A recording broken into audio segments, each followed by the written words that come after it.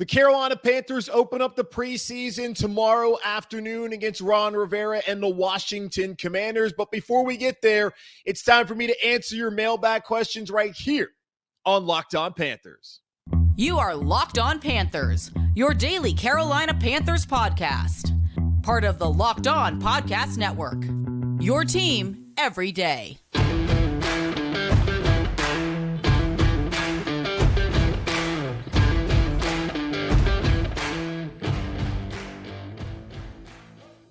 Welcome into another edition of the Locked On Panthers podcast, a part of the Locked On Podcast Network. I'm your host, as always, Julian Council, talking Carolina Panthers with you every Monday through Friday, your team every day. That's what we do here on the Locked On Podcast Network. Make sure to watch the show and subscribe to the show over on our Locked On YouTube channel.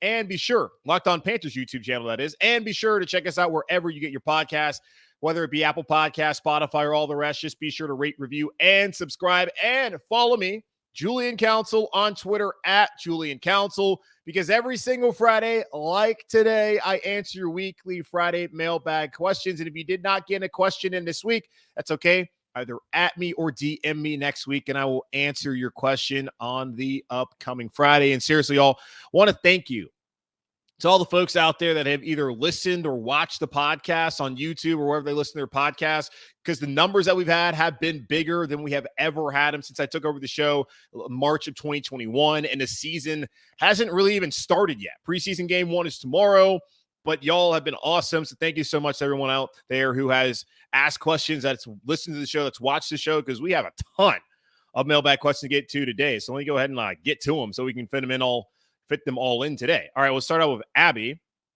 who will be up at Landover, Maryland tomorrow to watch the Panthers and the Washington Commanders, saying, I'll be going to the first preseason game this weekend and was wondering what you thought we could learn from this first game. What are some things to keep an eye out for? And are there any insights that you think we'll gain? Have a great weekend. You enjoy your time up there, Abby. So the reports are coming out of Washington that the Washington football team, or Commanders, really hard. I just stopped changing your name. Ron Rivera wants to play his starters between 50 to 20 snaps. That's approximately 2 drives. So with that being said, I would expect, when looking at the quarterback situation here in Carolina, both of them are going to play. Matt Rhule, I think on Thursday night, I'm recording this before FanFest, will provide whatever the details are as far as how much Baker and Sam are going to play. I would expect, though, for Sam Darnold to get a drive against the Washington Redskins, or the Washington football team. No, Commanders. Can't get it right. The Washington Commanders, that team. He'll get a drive, and then Baker will get a drive. And I expect that'll be all we see of Baker and Sam. Now, something that we can learn is how the Panthers offensive line, the rebuild offensive line, stacks up. I don't know who's going to start at left tackle. Maybe it's Brady Christensen, and then it's going to be Michael Jordan at left guard. And then we'll see whether it's Elflein or if it's Bradley Bozeman at center. I don't know how it's going to stack up. Either way, we're going to get an opportunity, I think, to see Icky out there against the Washington Commanders once. I think we'll get a chance to see Bradley Bozeman at some point in time as the starting center. Maybe see Brady Christensen slide into left guard. We'll get more of an insight of, hey, is this actually going to be a good offensive line, or did we overhype them throughout the offseason? And there's going to be a lot of guys on the roster bubble that we're going to get to see a lot of them, especially at corner. The depth is lacking, it seems, with guys like Keith Taylor and Duke Dawson that have been injured. And now you're looking at other guys like Chris Westry and Kalen Barnes. It's going to be a really good opportunity for them to show that they should be able to make the Panthers roster this upcoming season. So that's something that you can certainly gain an insight from. And we're going to see a lot of Matt Corral. I don't expect we see either one of the starters past the first quarter, that being Baker and Sam. So you're going to get a great chance to see maybe all of Matt Corral in the second half. So there we can gain some insight of how far he's come along so far through the 12 training camp practices down at Wofford. Now, speaking of the quarterback situation and the amount of reps that are being split between Baker and Sam, Alex is saying, at what point can we call it irresponsible of Matt Rhule to not give all the first-team reps to Baker? We all know who the better quarterback is, so why is he sabotaging the team by giving him half the reps? Now, Matt Rhule's not intentionally sabotaging the team. I don't think he's necessarily sabotaging the team at all. Matt Rhule wants to make Baker win the job. He does not want to bring in somebody like they've done in the past and just name that guy the starting quarterback. He wants to foster a culture of competition. Now, that being said, we all know who the better quarterback is. We all know they did not trade for Baker. We knew all they did this past offseason to try and replace Sam Darnold, to not have Baker Mayfield go out there and be the starting quarterback come week one.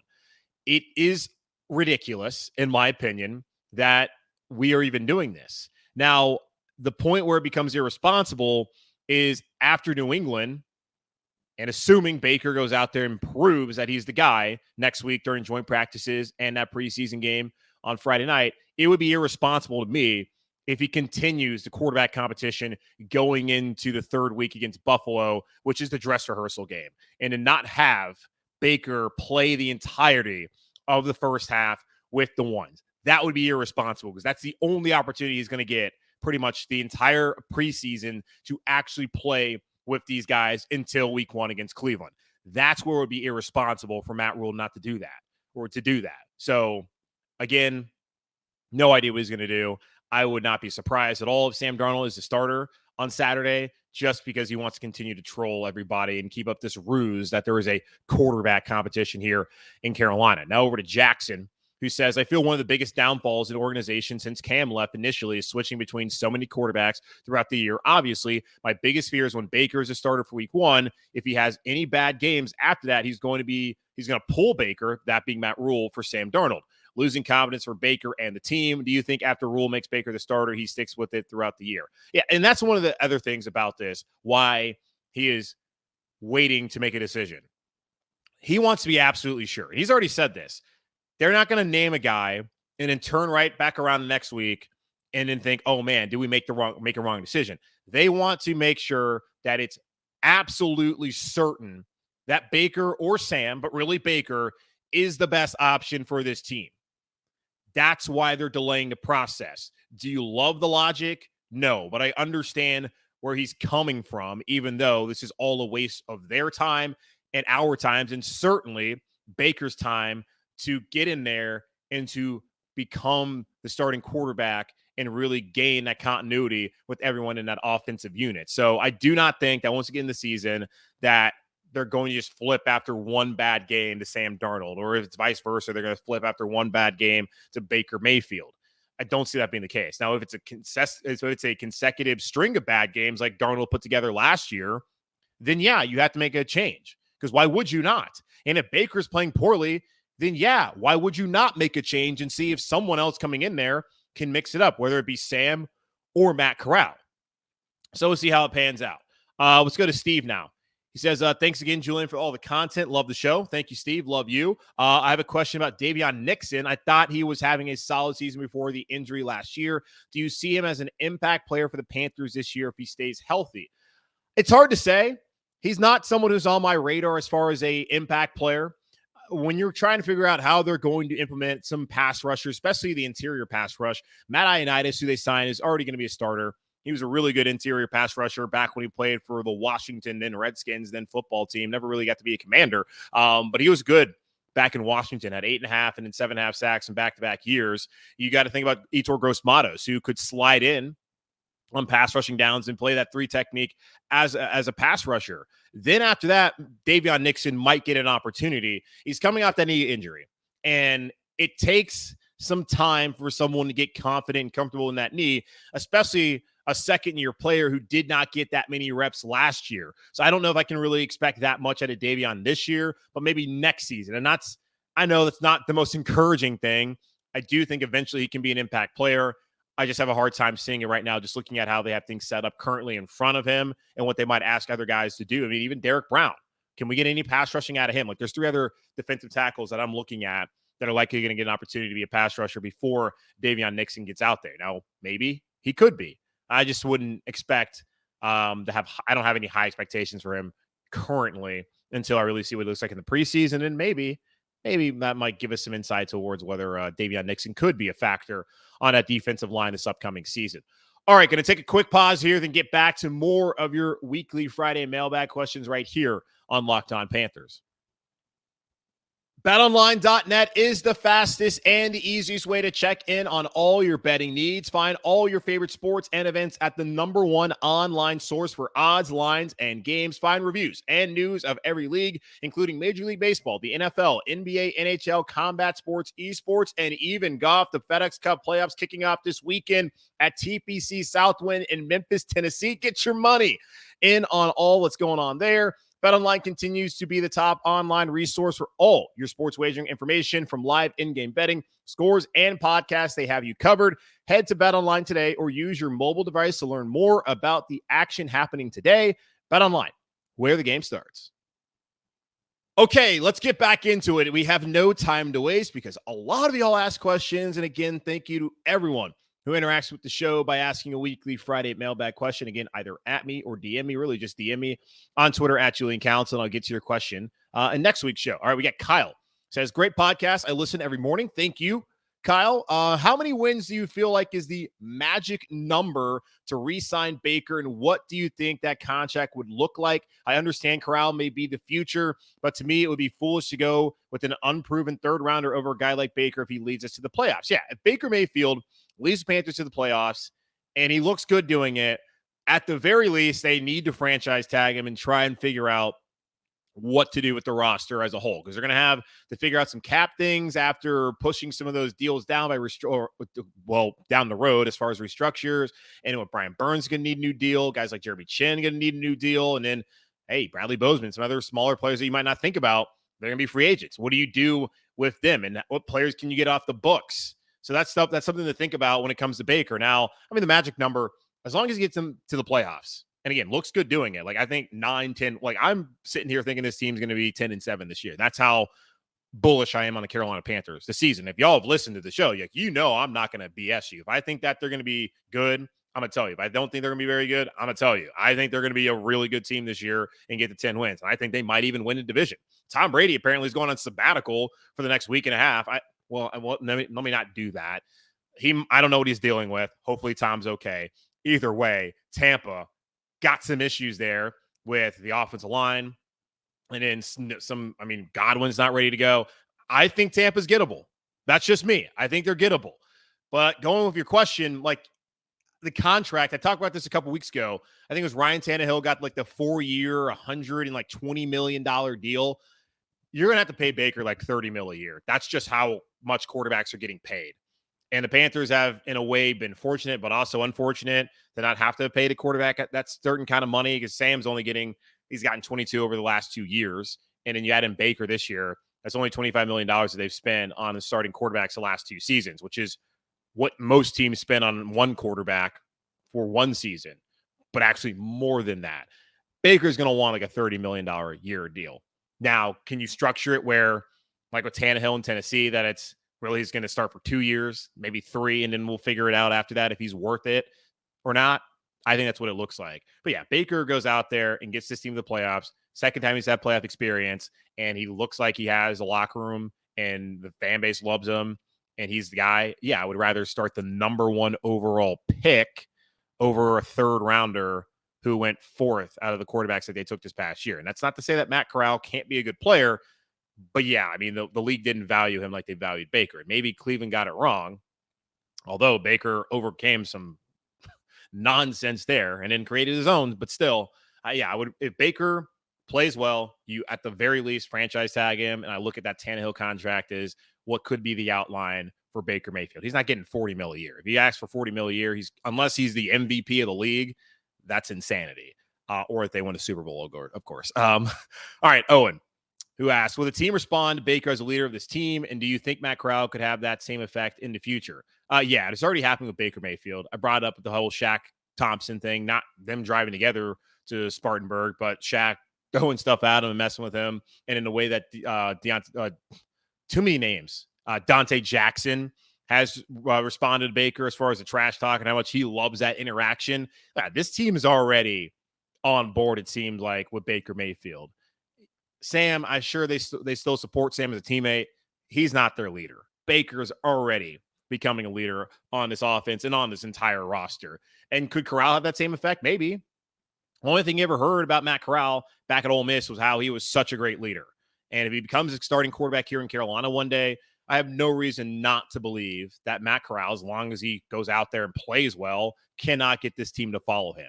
So, yeah, certainly I think Baker has already done that. And I think Matt Corral, if given the opportunity, could also do that, just knowing his track record. Another Matt Corral question, and also has Baker in there. Chris asked, if Sam gets traded, which he's not going to get traded.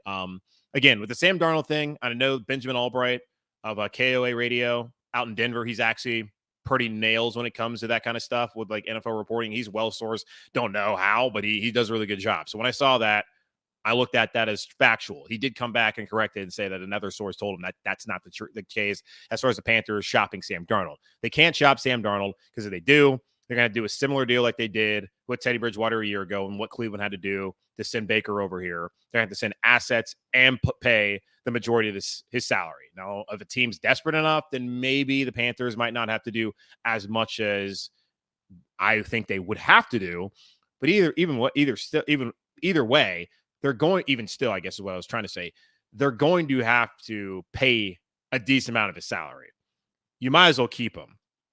And one of the reasons is if Baker gets hurt week 1, then Matt Corral is a starting quarterback.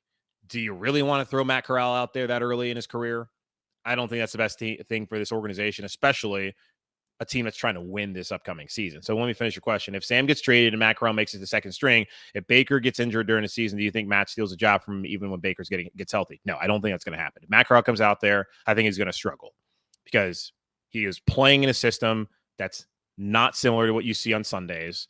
And he's a rookie who was drafted in the 3rd round. Like the expectation should not be high for Matt Corral this upcoming season. We'll see what he looks like in the preseason. That might change my perspective because I have not seen him against NFL competition. But even in the preseason, he's not going to be playing against the 1s. He might not even be playing against 2s. He's probably going to be playing against 3s. So you would hope that he plays well in that situation, but still, he's got to learn how to process, how to lead a huddle. It's not just plug and play, in my opinion, with Matt Corral. Until I see it, it's hard for me to believe that. And I'm not trying to doubt Matt Corral. It's just hard to think that's going to be the case. So no, I don't think if Baker gets injured, Matt Corral somehow is a number 2, that he goes in there and he just wows everybody, because that's not an easy schedule for a rookie quarterback to step into, especially one who's not seeing any action with the 1s throughout training camp and won't be seeing any action with the 1s once the season starts. So yeah, I don't think that would be a great situation for Carolina. As much as y'all want to believe in Matt Corral, and as much as I want to believe in him as well, that's not the best thing for this team, especially if you want to see them go to the playoffs this year. All right, we got Josh now. He said, hey, Julian, just started listening to the pod a few weeks ago and enjoy it, except your Robbie hate. I don't hate Robbie Anderson, guys. I don't appreciate Robbie Anderson, who's literally never done anything here in Carolina, calling out the fan base when they booed Sam Darnold last year. I don't appreciate that. Also, it's like just some weird drama with him. And it turned out to not really be drama because with Baker, there's been no issues there with him and Baker. But still, if you just say nah to a comment, what are people going to think? They're going to draw the conclusion that you're not interested in him at all. And then the whole like retirement thing. I want Robbie to bounce back. I'm going to support Robbie. I do not hate Robbie. I do not hate anybody on this team. Because like I said a couple weeks ago about the whole Sam Darnold hate, like people personally liking him, y'all don't even know Sam Darnold. Maybe you do. But if you don't, super weird. No, I don't hate Robbie Anderson, just to clear that up. I just don't think a dude he's won 10 games as a Panther. 10 games in 2 seasons. Hasn't gone to the playoffs. If he were to leave tomorrow, he would be forgotten. So that's just kind of my thought process on Robbie Anderson. Like, dude, you've done nothing. So don't call it the fans. But his question is, though, Josh's question is, how many wins this season does Matt Rhule need to keep his job? Pretty much, for me, I've said this multiple times now. It's not just getting to the playoffs. Like if it's 8 wins, if it's 9 wins, if it's 10 wins, like if he gets to 12, 13, then yeah, he's going to keep his job. But it's not just like barely getting to the playoffs and being a wild card. Like if he wins the division, he keeps his job. As long as it's like, I think if he wins the division, he probably keeps his job. Because I don't think you're going to be able to win 8 games and win a division this year.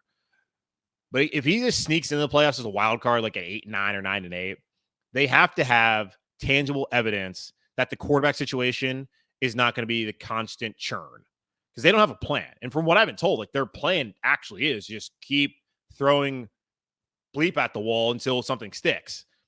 And they're hoping that Baker sticks. If he doesn't, maybe Matt Corral sticks, or if they draft somebody, they stick. So to me, if Matt wins the division or like 12 plus games or 10 plus games, he's going to be back next year, but also he barely gets into the playoffs.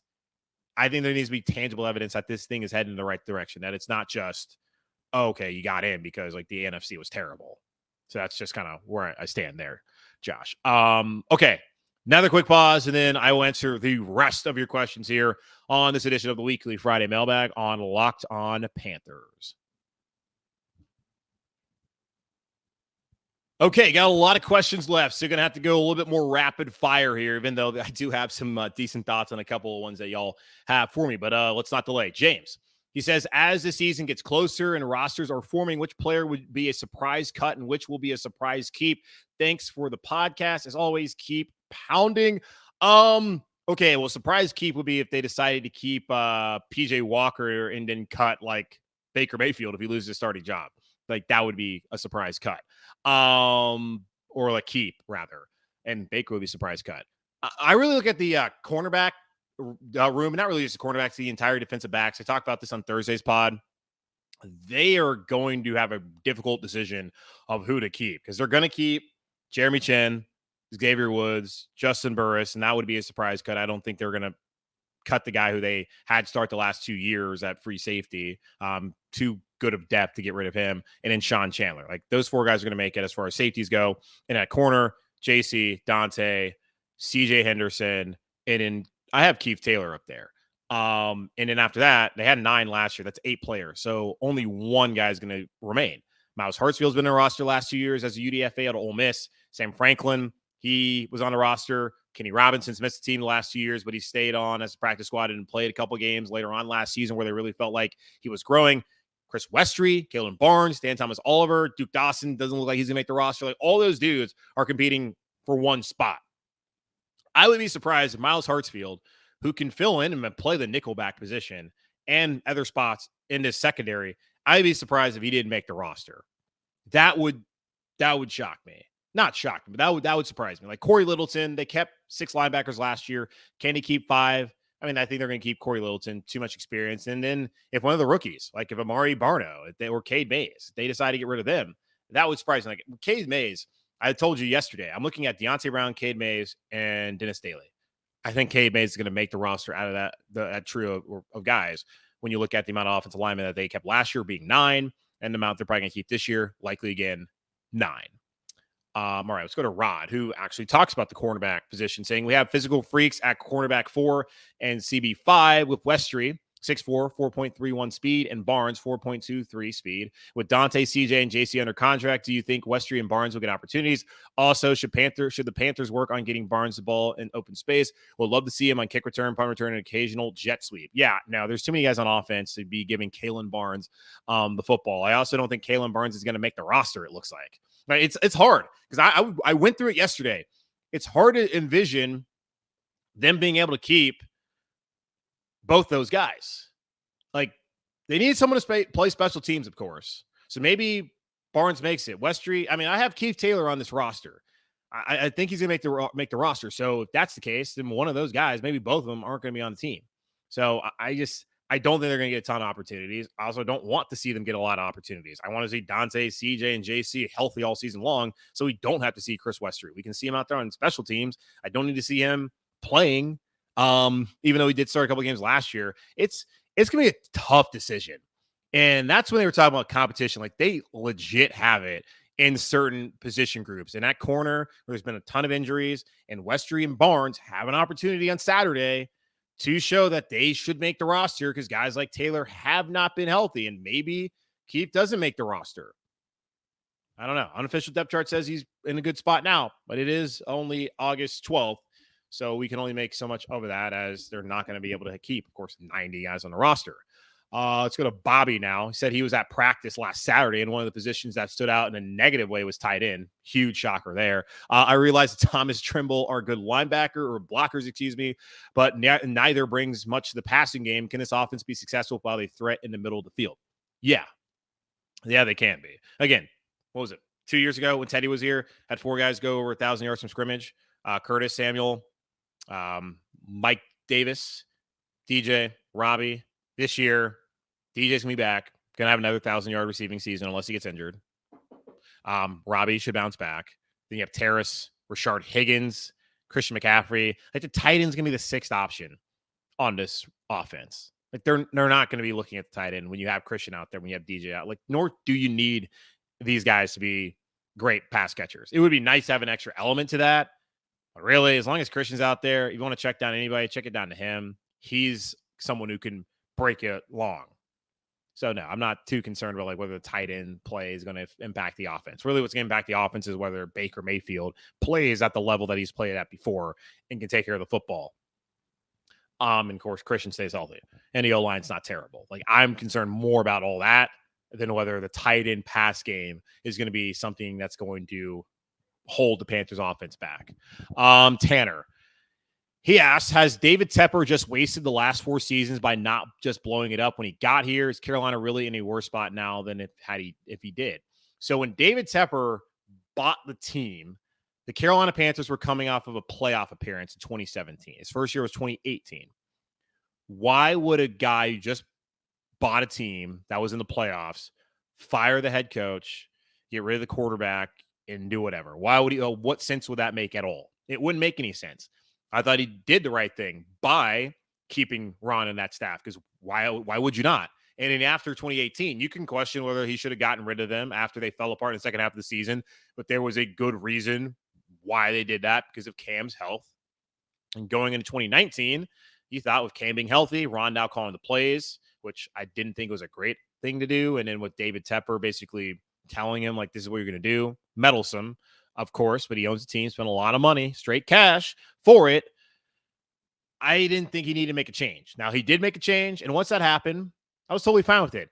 Now, here's the thing. He wanted to be patient on reworking the business side of the Carolina Panthers. He hired guys like Tom Glick and Mark Hart, and then later on, he brought in guys like Nick Kelly to be a part of Tepper Sports Entertainment with the Charlotte Football Club, and we've seen all 3 of those guys leave, especially the day ones in Glick and Hart. And we didn't get any explanation why. Now, Glick is now with Chelsea Football Club. Yeah, I would rather be with Chelsea Football Club than any NFL team, because that's a much bigger brand worldwide, and it makes sense. He came from the world of soccer or football, whatever you want to call it. That makes a lot of sense. But he just mysteriously left. Nick Kelly is seen as one of the young rising stars in sports business, and he only had 3 months on the job as the CEO of Tepper Sports Entertainment, maybe because of the Rock Hill issue, which they finally figured out, apparently the bankruptcy stuff. I guess it won't be finalized until October, but either way, they'll have 2 day ones like Glick and Mark Hart leave.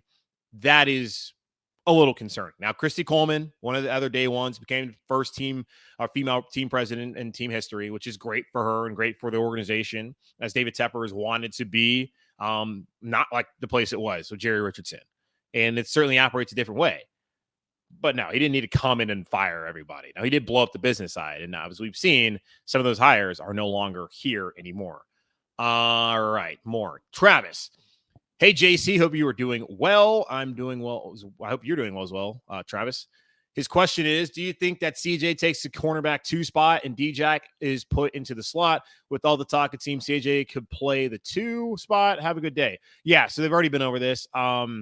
If all 3 are healthy, JC, Dante Jackson, and CJ Henderson, Dante and CJ will both play the outside corner. So they either the boundary or the field, depending on where they're at. And then JC will go into the slot because they believe that he's more versatile. That's how it will factor. All right, Bob. Thoughts on Panthers inquiring about Kareem Hunt, who is restricting his activities in camp in an effort to procure a contract extension. Cleveland will move on from Hunt or Dearness Johnson after this year. Regardless, either player may be a good fit in Carolina, offering power receiving out of the backfield. Now, I'm hard passing Kareem Hunt for obvious reasons. Either way, that he's back at practice. The Browns told him to kick rocks. You're going to play. He was like the 8th highest paid running back last season, and he should be happy that he even has a career after what he did. So, no, I'm good on Kareem Hunt. Brody, do you think prime Baker Mayfield is better than prime Jake Delhomme? Yeah, I do. Jake Delhomme, one-time Pro Bowler, of course, clutching the playoffs until he wasn't against Arizona that night. Well, we love to forget. Love Jake Delhomme. Jake Delhomme was just okay. Had his moments, but was just okay. Turned the ball over a lot. Baker turns the ball over a lot as well. Yeah, I mean, I think Baker will, at his prime will be better than Jake Delhomme. Now, what's around you is important. And Jake had a great running game, good offensive line, fantastic defense. And I look at this, looks like they got a great running game with McCaffrey. Offensive line is rebuilt, should be good. Plenty of weapons on the outside, like what Jake had, and a fantastic defense. I don't see how Baker can't do exactly what Jake Delhomme did by getting this team to the playoffs and having success. Now let's have the sustainable back-to-back years of going to the playoffs. So let's not just go playoffs and out, playoffs and out, playoffs and out. So yeah, I think Baker can be better than prime Jake Delhomme. And that's really no offense to Jake. Like, he had his great moments, but I always just looked at Jake Delhomme as like just okay. And if the Panthers had better history, then he probably wouldn't be in the Hall of Honor. But hey, man, he deserves it. So I'm not going to sit here and say he doesn't. Even though I'm sure y'all are saying you just did. No, Jake Delhomme, he deserves it. Like, he certainly is a fabric of this organization and personifies will keep pounding beans. And I'm excited to see him to be around the organization, continuing to see what Baker Mayfield can do. But I think Baker will end up being better than Jake. Greetings. Yet another great week of content. This is from Ken. Thank you, Ken. More of a statement than a question this week. I believe Matt Rhule is a good coach. Looking at our previous head coaches and realizing that there were major holes in their records and team construction, back-to-back 5-win seasons is never a good look, but we know what we now have extremely athletic and capable players at every position instead of relying on a couple of stars. On paper, we have one of the strongest rosters that we've ever had. Honestly, he's only made 3 major mistakes. Teddy to Sam, fifth-year option, his original coaching staff. Otherwise, he took a depleted and old team and is now giving them a chance to win. Thoughts? Yeah, I mean, he got here. They lost a ton of guys on defense, and it makes sense why they decided to spend so much capital on defensive players. Now, only Jeremy Chin so far has hit from that 2020 draft class. Derek Brown, Etor Gross Matos, we need to see it from them. Getting Scott Farrer to come in here, I think Scott's done a really good job of building a team that Matt can win with. The quarterback is an issue. And I go back, we've had guys like Ron Rivera who people wanted to fire after they started off 1-3 back in 2013. What happened? Wrote off a bunch of wins, went 12-4. Yes, they didn't lose. They didn't win. They lost to San Francisco there in the divisional round, but whatever. Like, Ron Rivera turned out to be the best coach we've ever had here in Carolina. All but one of the Carolina Panthers coaches of the past have not taken this team to the playoffs. Like, I think Matt's going to take them to the playoffs this year. Will Matt be able to be the one who brings the sustained success for the Carolina Panthers? I don't know. We'll see. But it really matters what you have around you. And the last 2 years, as Roman Harper told us when he came on the show, he had no expectations. Like, what should the expectations have been like in 2020, dealing with the pandemic and a young roster and Teddy Bridgewater as your quarterback? Shouldn't have been very high. What should the expectations have been last year? Still dealing with the pandemic and then getting a new quarterback in Sam Darnold, who was terrible in New York. Like, what should the expectations have been the last 2 years? Now in year 3, like I always felt like it should have been, the Panthers are in a position. They might not be in a catbird seat, but they're in a position to be that team moving forward in the NFC South. Like, New Orleans has got to figure out their stuff. Got a new head coach. Drew Brees is gone, and they don't know if they have a quarterback or not. In Tampa, new head coach. We'll see what happens if Byron Leftwich sticks around for a while, or if he takes a head coaching job. But they lose him, like, that's gonna be a big loss. Tom could be gone after this year. Atlanta, they're a mess. Like, the Panthers are still in a position to be the team that's ready to go moving forward into post-Breeze, Brady, Sean Payton era of the NFC South. So, yeah, I mean, I think Matt is a capable coach. Is he a good coach? He was a good college coach. Is he a good NFL coach? That's yet to be seen. And there's plenty of things to look at as far as how he's managed games that leads you wondering whether he is in over his head. All right, 2 more. Got really only 1 more, then someone has a PSA for you guys. James, I've been looking at the Carolina schedule. What's with the team not having a Sunday night or Monday night football game, only Thursday night against Atlanta? What gives? Teams like the Las Vegas Raiders have multiple primetime appearances. Monday night football at the Chiefs, Thursday night football at the Rams, Sunday night football against the Patriots, and Saturday night Christmas in Pittsburgh. Well, look who they're playing. Pittsburgh, massive brand. Patriots, massive brand. Rams, just won the Super Bowl. Chiefs, big team. Patrick Mahomes won the Super Bowl 3 years ago. Like, also the Raiders have a huge following, massive. And they're like one of the legacy franchises in the NFL. And they're also in Las Vegas, and they went to the playoffs last year. Panthers haven't been to the playoffs since 2017. It's really not that hard to figure out. Why would the NFL not want to put the Carolina Panthers, who are on their 3rd quarterback in 3 years of a head coach, on the hot seat on national television outside of a Thursday night game in Week 10 against Atlanta? It's pretty ezy to figure out why they did that. Sorry for being condescending, but come on, man. Like, just look around you. Why would you want to subject the rest of the country to this organization right now? Like, they haven't earned it. You got to earn your primetime slots. And also, not having a quarterback, that plays a big role in it. Like, the Panthers were never the darlings to be putting on Monday Night Football and those kind of things. But when you have Cam Newton, you're going to want to put him on TV. Like Christian McCaffrey's been injured the last 2 years. He's like the biggest star in this roster. Now, at least Baker Mayfield's been a much talked about player. Now, the guys on PTI, like Michael Wilbon said, like no one's gotten more talk about them. He didn't deserve it than Baker Mayfield. He also said Josh Norman, that hurt to the core to hear that. But yeah, look at what they've done the last couple of years. Look at the head coaching situation. Look at the quarterback situation. And you don't really need to look no further to find out why the Panthers only have one preseason game or one primetime game and why it's Thursday against a team in Atlanta who folks outside of both those cities think are not going to be very good. Finally, you have a PSA from Matthew. Not a question, but I guess I'm going to read this off because this is what he sent to me. He said, this relates to all the teams, including the Panthers. The broad jump measurement at the NFL Combine is flawed. Athletes start with their toes on the line, but are measured by the heel after their jump. This takes foot size into account and gives athletes with smaller feet an advantage. The measurement should be toe to toe or heel to heel, not one of each. As an engineer, this bothers me to no end. This is really a question I'm hoping to this is not really a question, but I'm hoping that mentioning this on the platform will raise awareness of this error. So I hope that Matthew and I have now helped to raise awareness for the broad jump at the NFL Combine. You're welcome. Okay, that's going to wrap up this edition of the Locked On Panthers podcast, part of the Locked On Podcast Network, hosted by yours truly, Julian Council. Again, guys, make sure to follow the show, watch the show, subscribe to the show, whatever you got to do over on YouTube. And be sure to rate, review, subscribe wherever you listen to your podcast, whether it be Apple Podcasts, Spotify, and all the rest. Make sure to do that so you don't miss a single episode of the show. And follow me on Twitter at Julian Council. Or next week, again, I'll be answering your weekly Friday mailbag questions either at me or DM me at Julian Council over on Twitter. But again, first click the follow button and I'll answer your questions next week on the show. In the meantime, tomorrow it is the preseason opener with the Washington Commanders there. I think it's noon or 1 o'clock, whatever it's probably 1 o'clock. 1 o'clock on Saturday. After that, I will be posting a podcast. I will be posting pretty much what's going to be Monday's show. So I'll have my reaction show. It will not be live with the new streaming platform. They do not give me an opportunity to go live, and I'm never going back to restream because that was garbage. So going to post it probably around 6 o'clock. That's what I'm going to try to do throughout the season. So that's if they play at 1, likely going to get something at 6. So tomorrow night, you will have the YouTube video of the podcast, and you will have the podcast of the podcast after the Panthers Commanders game. We'll give you my thoughts on how the quarterbacks look, and we'll get a lot of action from Matt Rhule. So there's that. So stay tuned for that tomorrow on the show. In the meantime, take care, be safe, have a great weekend. As always, keep pounding, and I will talk to y'all tomorrow. Goodbye.